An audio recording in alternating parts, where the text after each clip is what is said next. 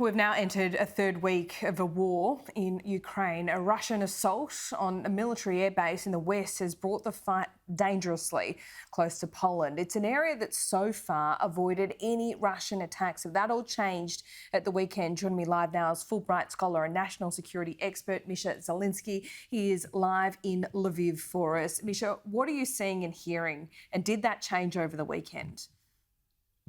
Well, obviously tensions have increased enormously here in Lviv. Up until now, Lviv's been essentially the centre of the humanitarian crisis in Ukraine.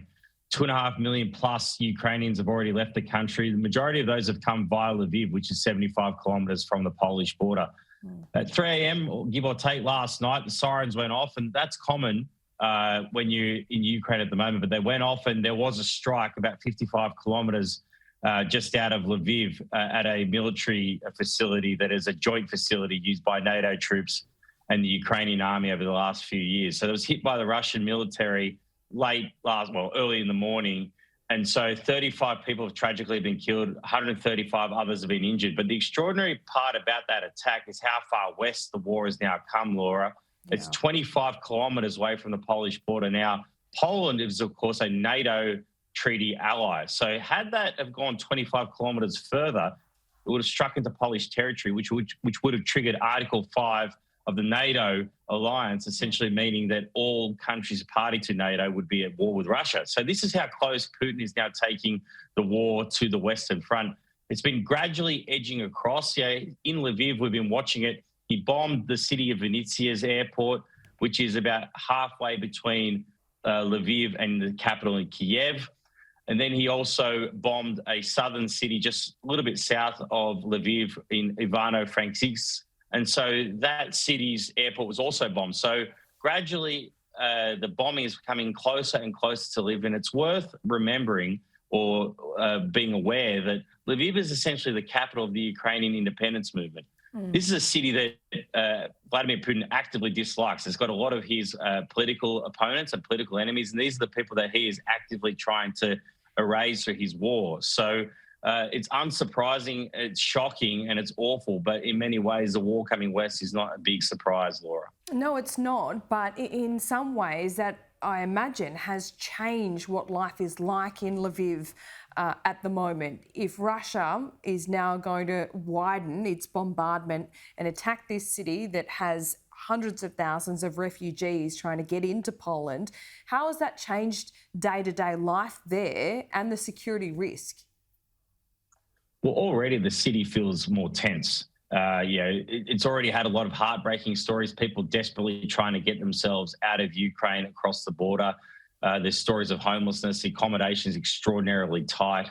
People have a lot of sad stories. I caught a bus with a bunch of refugees. I wrote a story for the Australian Financial Review, 200 refugees going to the border, and some awfully heartbreaking stories. One 82-year-old woman telling me from Kharkiv, telling me about her house being blown up by Russian attacks and then having to catch a train for 36 hours and then a further 20-hour trip to Belgium to finally get safe. So she'd been traveling for hours and hours and hours to safety. And my family escaped from Soviet oppression 75 years ago. So watching those people cross the border, a woman who's my grandmother's vintage, was a real heartbreak, and you're kind of watching history repeat. So the city is clearly on edge. The bombs are now coming closer. People are fleeing from places like Kharkiv, places like Irpin, which is north of Kiev, and they've been destroyed by Putin. Putin's made it clear that he's no longer going to pretend to be attacking military facilities. He's going to indiscriminately bomb cities, bomb civilians, and that's happening right across the country. Some of the small cities outside of Kharkiv, et cetera, have been destroyed entirely. So it's enormously concerning because a city like Lviv is a dense urban capital. And so you could hit and destroy a lot of significant civilian structures with a few clinical strikes.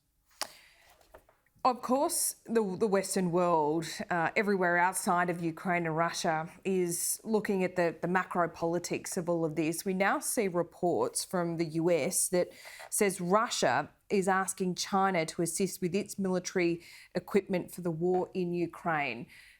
I know day-to-day life in Lviv is concentrating on survival, but is there discussion about what happens next and what Russia might do next? Well, what's clear at this point is that Vladimir Putin's strategy has completely failed. And we know this because he had promised his people a victory in the first 24 hours. He thought with his special forces, he could decapitate the Zelensky government, put in place a puppet regime, essentially strike a deal with the Russian government and the new Ukrainian government, roll his 200,000 troops into the country on a peacekeeping mission and dare the West to come take it from him. That's failed. He has lost. And he's now deployed essentially every troop that he had on the border is now in the field. That's 55% of his entire army, and he's losing.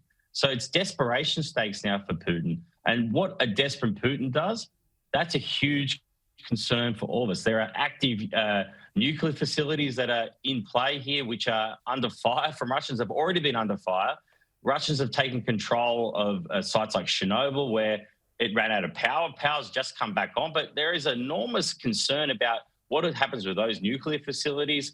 What does Putin do with his own enormous nuclear arsenal, and how hard is he prepared to bombard other cities? Now, we don't know what China will do. China is seemingly distancing itself from Putin's war as it gets more and more aggressive and the carnage increases. But when I speak to Ukrainians, their big ask of NATO allies is what we would call in military terms a no-fly zone. But the way Ukrainians describe it is close our skies or give us safe skies. They believe that if they can get equalization in the aerial battle, that they can beat the Russians back. And they're proving that. On the ground, Russian tank divisions are getting absolutely smashed all over the country. They can't get any significant advancement because, Frank, you got to put a tank on a road. And the Ukrainians are fighting very cleverly. They're using smart tactics with advanced weaponry to take out those tanks and other divisions. And Russian morale is low, but they have aerial superiority. And that's where the Russians are having the most success in creating damage, be it at long range, like we saw last night, into the outskirts of Lviv, or into cities like Kharkiv and other parts of the country. So they believe if they get an equalization in the aerial space through a no-fly zone or safe skies, that they can beat the Russians. And I think there's significant evidence to support that view. We hope so. Misha Zelinsky, we always thank you for your time, particularly when it's approaching 12:30 in where you are, that is Lviv. Thanks so much. We'll speak soon and stay safe. Thanks, mate. Love staying up for the show, mate. Thank you.